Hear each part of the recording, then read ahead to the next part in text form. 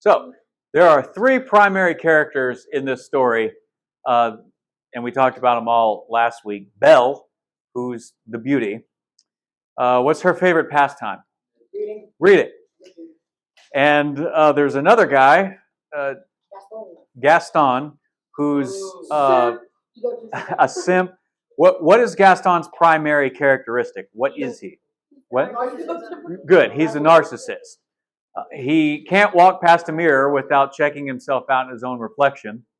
And then there's the Beast, which is, by the way, they never say it in this movie, but they say it in other Beauty and the Beast stuff. His name is actually Prince Adam, just FYI. So if you didn't know that, Beast is Prince Adam, or just man, because that's what Adam means. Very original, right? So he was offered a rose by a traveling ugly witch who needed a place to stay for the night. He rejected it, so she cursed him so that he's as ugly on the outside as he is on the inside. And he is the inverse of Gaston. Gaston is beautiful on the outside and ugly on the inside. The Beast was ugly on the inside and beautiful on the outside and was cursed to be ugly on the outside until such a time as he becomes beautiful on the inside and appreciates something beyond just physical appearance. So this is the journey that Beast is on. He has to learn to appreciate things beyond the physical, and he has to have someone fall in love with him who can appreciate things beyond the physical. This is the typical female hero narrative, taming a big monstrous brute. As we talked about last week, there were 5 categories of monsters that women are attracted to. Can anybody name any of the 5? Vampires? Wolves? Werewolves? Well, beast is a collective term. Surgeon? Rich? Billionaires, yeah. And List the ones that have already been listed. Werewolves, vampires, billionaires, surgeons, and one thing left. One category of the bad boy. This isn't about this, but if you know all this, why don't you have a girl? If you know all this, why would you have a girl? Why don't you? Oh, why don't I have a girl? Because I haven't learned the lesson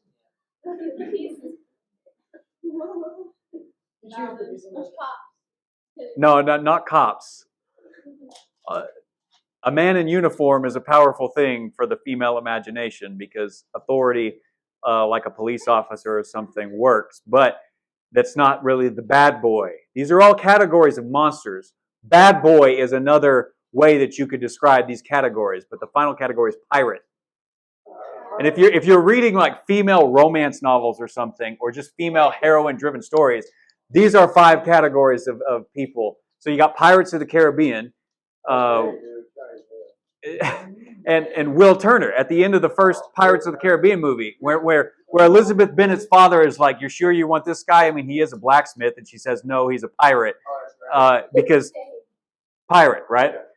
You got 50 Shades of Grey with the billionaire who's sexually depraved, and how much money books like that sell. And then you've got werewolf and vampires and stuff with books like Twilight and the Vampire Diaries and stuff that's around for a decade and everything, because that's how it works. And you've got Tony Stark, the billionaire playboy, who gets all the wrong women at the beginning and has to go on his own hero journey to attract a better heroine like Belle, who's Pepper Potts.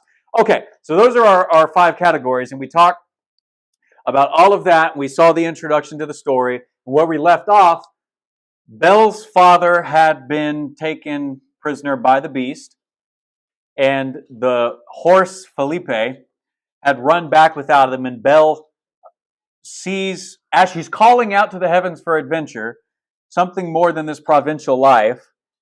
Felipe shows up without her dad, and so she says, "You have to take me to him." And she comes here, and this is the gates of the underworld that Belle is entering. It's dirty, it's dank, it's a cursed place. There's hellhounds everywhere that we looked at last week. She immediately sees his hat that he left by, and she goes into the castle. It's demonic. There are demons at the banisters up at the top, and she's wandering around through the underworld where the clock and the lampstand, Cogsworth and Lumiere, are arguing, and then they realize she's wandering around. Lumiere is the light, right? He represents the idea, the light bulb going off. So he's typically the one who has all the ideas. So he's the first to act, and he says, oh, well, maybe she can break the spell. They run around and trick her into going through this door. And it turns out it is the door that leads up to the dungeon tower where her father is. He's guiding her, lighting the way. He's very happy about it. And she finds her father. He's still dressed in green. And I wanted to bring this up last week because I mentioned that green is typically the color of the magic system. When something magical is happening in this story, somebody like James right now is wearing green. So James is primed for magic. But you find that when he stumbles into Beast Castle, he's dressed in the same color that the Enchantress was dressed in.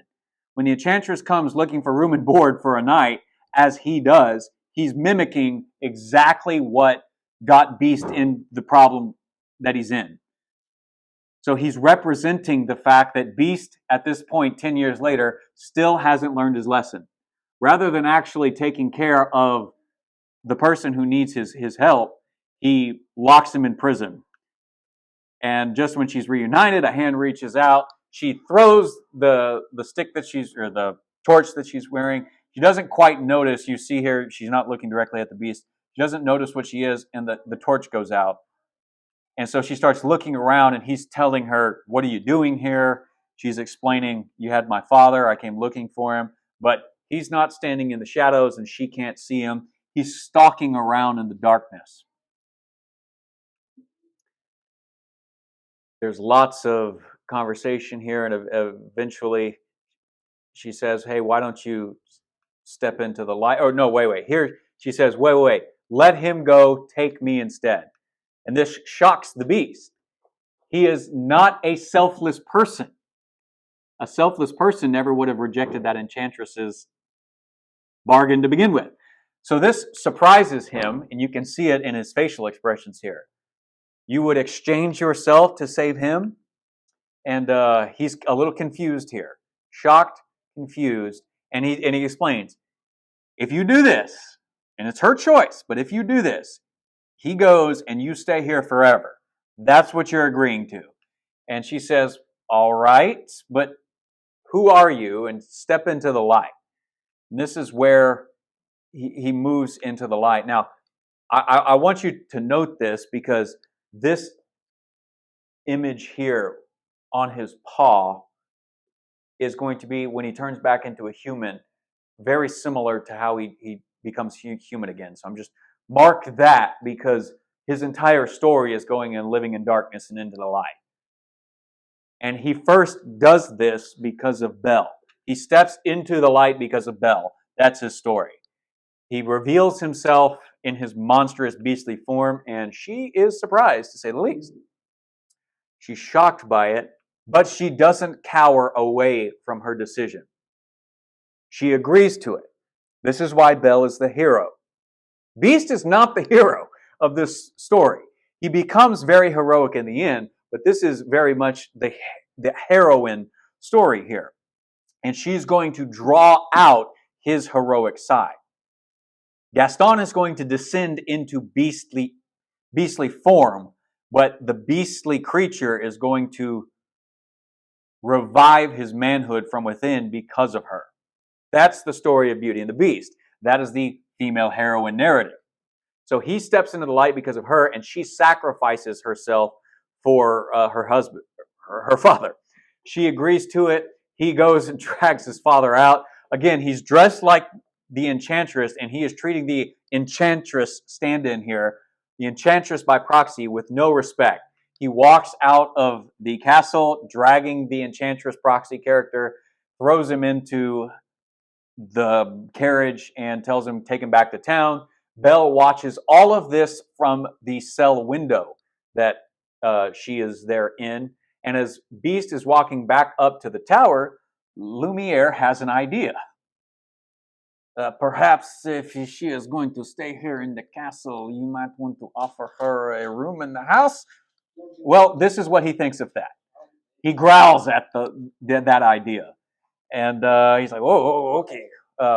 But as soon as he walks back up there, he's struck by this woman. Not because of her beauty, but because of her selflessness. She just sacrificed her and the rest of her life for a few years of her father's. So he tells her, I'll show you to your room. Follow me. And she says, you're going to give me a room. He says, well, do you want to stay here in the things? No. It's like, well, then come on. But this is how he's saying it. He's barking at her. He's not nice. He's not polite about it because he's an animal. And keep that in mind as we keep going. So he's walking her through the underworld. His castle is the underworld. And you know this because you see all the underworld beasts there. You even see a 3-headed dragon. A hydra, exactly. King Ghidorah, if you're in Japan, and with Godzilla. And so Belle is walking through the underworld here, and she now kind of has the sense of where she is, where she's being led, and Beast is picking up on the fact that a pretty young lady doesn't care to live in the same state as a single dude, right? And so one thing that you're supposed to be able to pick up on here is that Beast can actually read facial expressions and pick up on. He's empathetic and sympathetic in ways that Gaston is not. Belle has no interest in Gaston, and Gaston cannot pick up on that clue to save his life. Despite the fact that he's an animal, Beast can pick up on it, and look at his face here. He can feel kind of ashamed about it, but he doesn't know what to do. So he needs the light bulb to go off. Lumiere, another way that you can think of this is he's essentially the conscience, the way that Jiminy Cricket is. So Jiminy Cricket is a bad conscience learning to be a good conscience in Pinocchio. Lumiere, he's a good Frenchman. He knows the ways of love. Yes, okay. So he says, invite her to dinner, and then it surprises him, and so Beast is like, I don't know, and Lumiere says, yeah, go, and so he says, you'll join me for dinner. What? It's just like, and he's just like, well, and they have this conversation and says, dinner will be served, blah, blah, blah, and you'll join me for that. At that, this will be your room. And by the way, he's telling her, you can go anywhere in the castle except the West Wing, so he's laying down that, and we'll come to that later. It was like, this is your room. Oh, wait, maybe this is the spot where he invites her to dinner specifically. Or maybe this might have been, hey, ask her name. That's probably what it is. I think this was ask her name. It's like, my name's Belle, and it says you can go anywhere but the West Wing. And then here's the idea is invite her to dinner. And so he doesn't invite her to dinner. He says, you'll have dinner with me later tonight. And then he slams the door in her face. And you can look at her facial expressions here, because this is what women think when you say, hey, you'll have dinner with me, right? He's making a comparison here with Gaston. Like, in her mind, it's just like Gaston, except instead of having to open the door and trick Gaston into falling out, he slams the door and she collapses, because she realizes the weight of what she's done. And then we pull back out of the window and we see the castle in wintertime and in snow. And so there's an era of desperation and finality to this as we go back to the town and we return here to the community with Gaston. And what is Gaston doing? Look at this picture. He's sitting in front of the fire, looking up at himself. When you're a narcissist, the only thing that makes you happy is yourself. And he's upset, and he says, who does she think she is? That girl who does she think she is? That girl has tangled with the wrong man. No one says no to Gaston. And LeFou, the fool, the only other real character in this story, but of no real significance, says, darn right. And Gaston says, dismissed, rejected, publicly humiliated. Well, why, it's more than I can bear. LeFou says, more beer. And he says, what for? Nothing helps. And he chugs the beer. And then he throws the thing in the leftovers in the fire. And he turns his chair around. He's a mopey little baby. That's very much what he is. And LeFou, the fool that he is, has to cheer up the narcissist. And he says, LeFou says, who, you? Never, Gaston. You got to pull yourself together. It disturbs me to see you, Gaston, looking so down in the dumps. Every guy here would love to be you, Gaston, even when taking your lumps. And this is where they start singing the song. I'm just going to read the lyrics here as we go through some of the slides. There's no man in town as admired as you. You're everyone's favorite guy. Everyone's awed and inspired by you, and it's not very hard to see why. But look at his face. Look at his face. Even when the women are fawning over him, it's the only thing that starts to cheer him up. When people start singing the praise of the narcissist starts to get a little happy here. No one's slick as Gaston. No one's quick as Gaston. No one's neck is as incredibly thick as Gaston. There's no man in town half as manly. Perfect, a pure paragon. You can ask any Tom, Dick, or Stanley, and they'll tell you whose team they prefer to be on.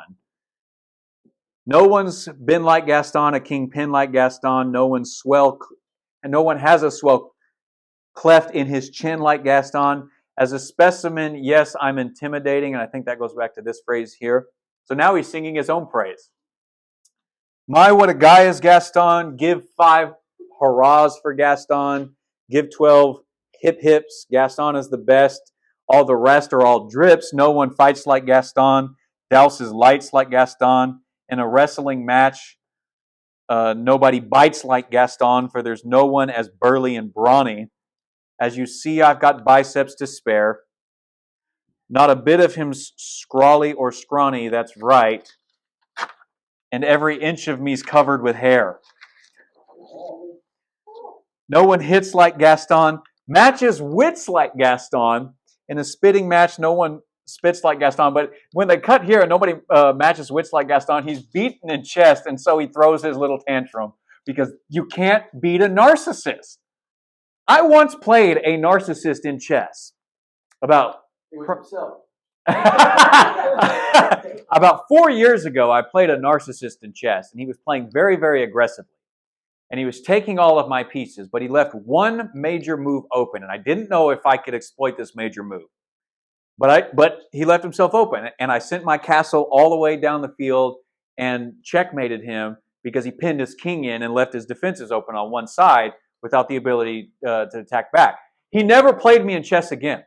We had all sorts of chess things going on at the church, and that guy never played me at chess again, but he basically did his own version of this. He moped around, he went to his office, and he closed the door.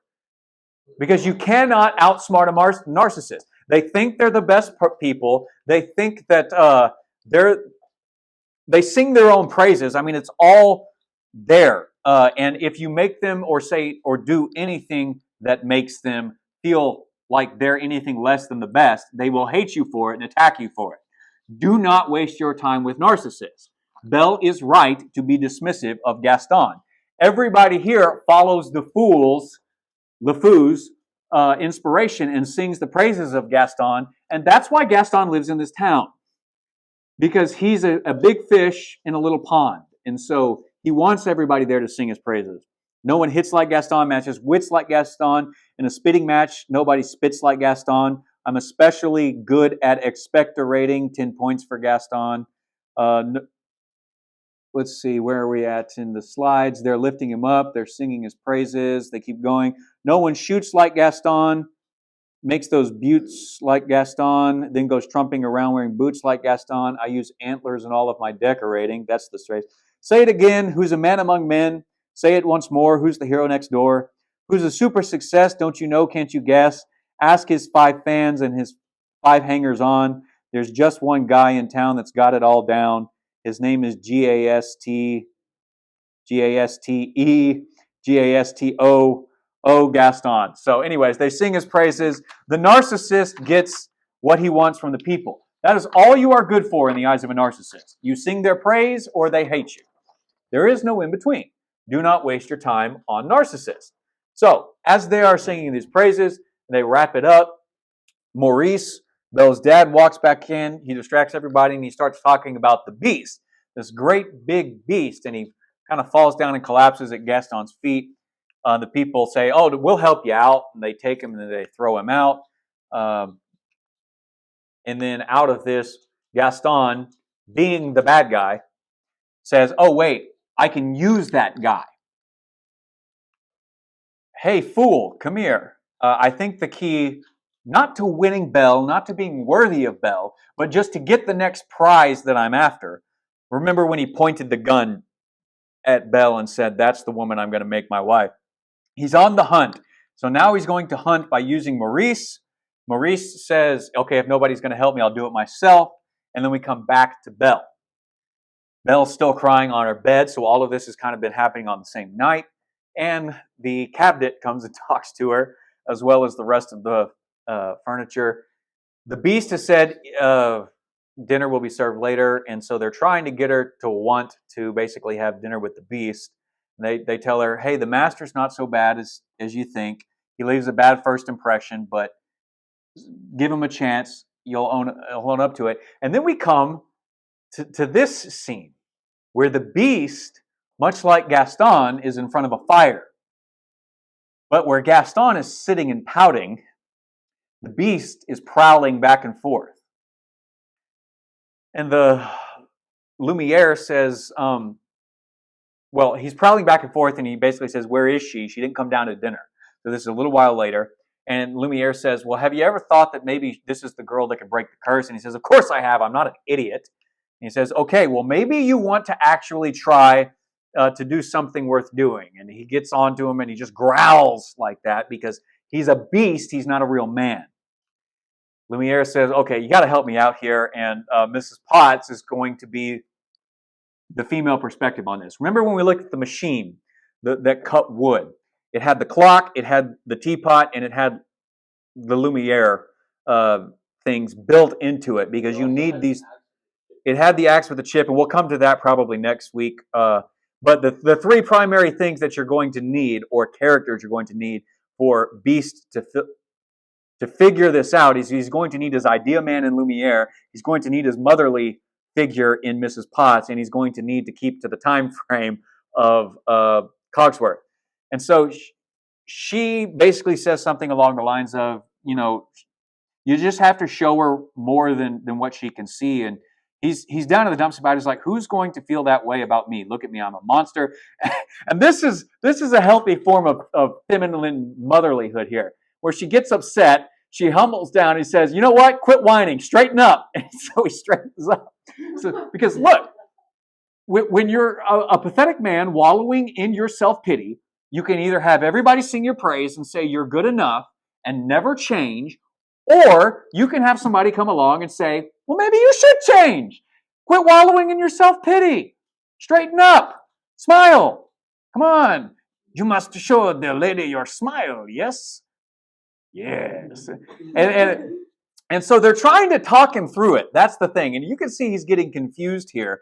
And his confusion, it turns to anger, because that's usually anger is what we call a secondary emotion most of the time.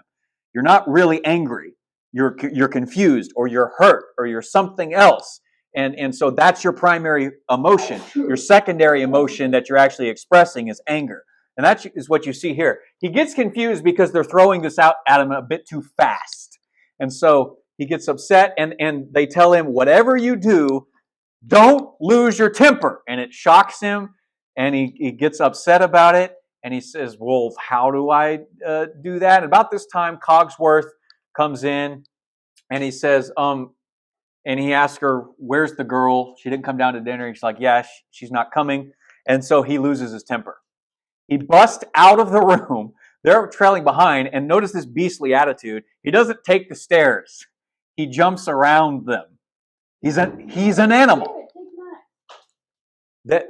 That's the point. He's an animal. And you know what a man who can't control his temper is? An animal. Now, I'm not telling you not to have a temper. A lot of people would tell you, oh, don't get angry, don't get upset. That's a load of crap. There are plenty of things worth getting angry and upset about. This is not one of them. Of course she doesn't want to come and have dinner with you. And this is what they walk him through, because he goes to pound on break the door down, and just as he's there, his three conscience characters, his three tools that have to help him out, stop him and say, why don't you just ask nicely?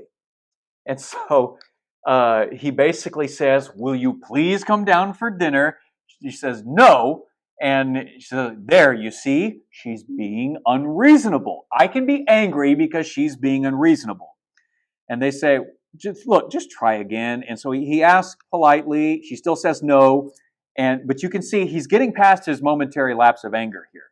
There's more to him than anger. There is more to you than anger. But you're going to have to learn not to have that first initial emotional reaction be your prime reaction.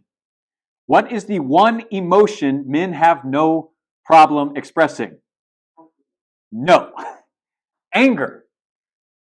Women are far better at expressing all kinds of emotions. They run the gamut, from good to bad, from strong to weak. But the only real emotion that men are taught is okay to express is anger. But that's not true. And beast, to go from being a beastly animal into being a worthy man, has to learn to express more than just his anger. His anger that imprisoned Maurice. His anger that is right outside Belle's door here. And so this is not a good thing for Belle, because when he asks politely and she says no over and over again, he says, fine, if you won't eat with me, then you won't eat. And he tells his staff she's not allowed to eat unless she eats with me. Then he runs back to his room. He picks up the enchanted mirror and he says, show me the girl. And this is what he sees. The cabinet's trying to tell her again, hey, the master is not as bad as he seems. And so he's overhearing a conversation where his staff is essentially defending him, but Belle doesn't want anything to do with him.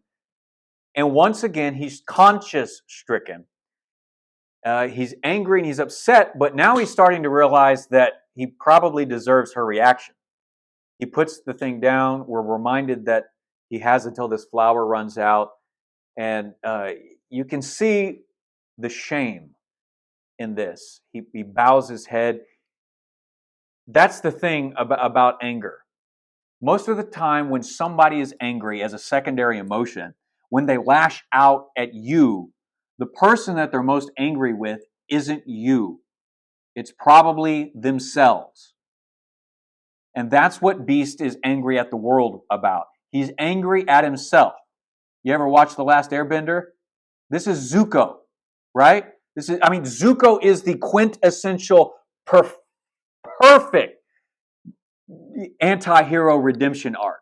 Because he screws up and he screws up and he screws up, and then he decides he wants to be good. Then he backtracks and he betrays the people at the end of season 2. Then he goes back to the Fire Nation. He gets everything he wants, and then standing there on the beach, he's like, I'm so angry all the time. And everybody on the beach is like, well, what are you angry? Are you angry with me? Are you angry with Dad? Are you angry with... It's like, no. It's like, well, what are you angry with? What are you angry with? I'm angry at myself! And, when he can finally vocalize that, then he can finally start moving past that and stop fueling his firebending because of anger. Beast is the same thing. You are the same thing. Can you recognize your own self-loathing and learn to move past that? Because if you can evolve from being just a wild beast of a man into an actual worthy man. Beast is going to do that, but not right away. So, no longer guarding her door, Belle slips out into the kitchens. She meets Cogsworth and Lumiere, and then they sing the Be Our Guest song. We're going to skip all of that, but she basically says, I've never been in an enchanted castle before. And they say, enchanted castle? Who said anything about enchanted castle? This is where she's leaning forward. She's like, I figured it out. Because, she doesn't need to be told things to figure things out because she's intelligent, because she reads. That's what sets her apart. But she does ask for a tour of the castle. So they take her on a tour of the castle. Cogsworth is pontificating all of the things, and she is about to go up the west wing when they say, no, you can't go up there. But she says, why? What's up there? Blah, blah, blah. She's like, we can show you anything else like the library, but we can't take you up there. And she says, ooh, the library, let's go do that. And she's tricked them, so they go wandering off in the other direction, and she heads up here. And you notice these beasts holding up the pillars because she's going up into the beast territory. So she's crossing the threshold down into the depths of the underworld. She's in the underworld. We've already established that. But here in this shot, as she goes down the hallway, this is the Lord of the Underworld's castle. And she's heading into the Lord of the Underworld's bedroom. She passes a cracked mirror, which in most storytelling, a cracked mirror is a cracked psyche, a cracked self-image, which is what the beast has. And this isn't representing Belle's cracked psyche, only that she's crossing into the territory of somebody with a cracked psyche, a cracked mental state. And we know this as we enter here and everything's torn apart. Everything is in shambles. And as she's looking around, she sees something oddly placed. She sees a torn picture of a person. It's the only picture really in this place. And just as she goes to examine it a little bit closer, then she gets distracted by the light. She sees the rose, and she starts moving towards the rose. She takes the cover off of it, and just when she's about to reach out and touch it, she gets shocked. The beast is there, and he is yelling at her and a little bit and trying to defend the rose because he doesn't know what's going to happen if somebody touches the rose and makes it wilt faster. He doesn't know if the rose will wilt faster if someone touches it. So he's protective of the rose. He puts the cover back on. And of course, being a beast and not a real man, he yells. He lashes out. He starts being on the hunt and on the prowl, and she starts backing away the same way she does when Gaston enters her home. And then he just devolves into his anger and gives in and starts lashing out and attacking everyone and yelling and raging. So she runs out. And then we see him do exactly what he did one scene ago. Feel nothing but self-loathing and shame because he can't control his emotions. And in this fear and in his yelling to get out, she takes off. She leaves into the storm. And as she goes out there, she's of course still in the underworld. And so the hellhounds come back out. They surround her. They chase her down. They pin her. So she gets off the horse. She grabs a stick. And she's actually, in her defense, going to try and do something here. Because somebody who can't fight in the underworld has no business being in the underworld. If you're going to go down into the underworld and rescue your father, you darn sure better be ready to fight. The problem is there's more of her than there's more of them than of her. So one of these things leaps up, grabs her coat flapping in the wind, and pins her down. And another one is going to pounce. And as she's trying to get away, and it's about to pounce, a paw comes out of nowhere, and the beast shows up. And this is when being a beast actually comes in handy. This is when your anger and your rage is useful. Because as much as you don't want to direct it towards people, hey, hellhounds are a pretty good thing to want to actually get angry at and fight over. And what he does here, and it's kind of hard to see because I didn't get good shots of it, but what he does here from this frame to this frame is he steps over her and moves through the pack of wolves here so that they turn around and face him and put their backs to her. And basically, he moves in such a way where they come and attack him over here and leave Belle alone. And that's what they do. They turn and attack him. So he's defending her, putting her first, and it's his first and only, thus far, act of heroism in the story. And so they do to him, two, what took to take Belle down, one. They take two to try and bring him down to the ground, pin him down, and attack him. One, they bite into him. They get him here a little bit, and but he's still on his feet. He's still fighting. He throws the one on his back off, and it does enough to make them run away. And he turns around, and just when you think, he's won, you see he's bleeding, and he passes out. So he's used all of his strength and energy to defend her. She's witnessed this whole thing, and she gets ready to get back on the horse and leave, but she's conscience-stricken about what he just did, so she turns around and she helps him. She puts him on the horse, and they go back to the castle. This was the perfect opportunity for her to leave. But Belle is a fundamentally kind person who looks beyond the immediate physical things. And she recognizes that he did a very selfless thing in this.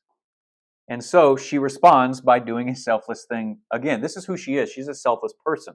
She sacrificed herself for her father. And when she recognizes that there's more to Beast than just meets the eye, something that the cabinet was trying to tell her, give the master a chance, she realizes, hey, there is more to this. And so she takes it back, and like a wounded animal, he's licking his wounds, quite literally. If we zoom in a little bit here, he's literally licking his cuts. Now she goes to do something more useful for it, and tries to reach out. He, of course, growls, and so she doesn't grab his arm. She just puts the stuff on his cut, and he howls kind of like a baby, and then he growls at her and says, "That hurt." I love this scene because she fights back, and she tells him, "Quit being a baby," and he fights back and says, "I wouldn't have had to do this if you hadn't left." He's like, "I wouldn't have left if you hadn't yelled at me and told me to get out." And you could see this moment of confusion on his face. And he says, "Well, you aren't supposed to leave anyways," and stuff. And so they have this disagreement. He's like, "Ha, gotcha." And there is a bad tendency to think in fairy tale ways that what you want is a relationship from your future spouse where you never fight about anything. That's stupid. You want really nice moments of peace, constantly, maybe not constantly, but every once in a while, punctuated by a good fight.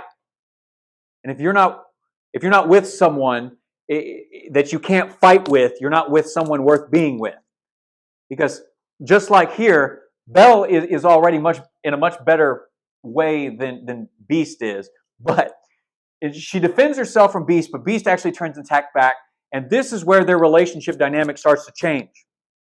You have to be willing to fight for yourself, for the relationship, for each other, and you have to be able to fight the other person because the other person isn't perfect.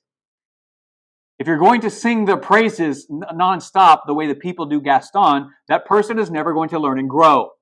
The only reason Beast can grow to be something more, and the only reason that Belle can ultimately grow and see past just the beastly outside to what's on the inside, is because they're willing to fight about it here.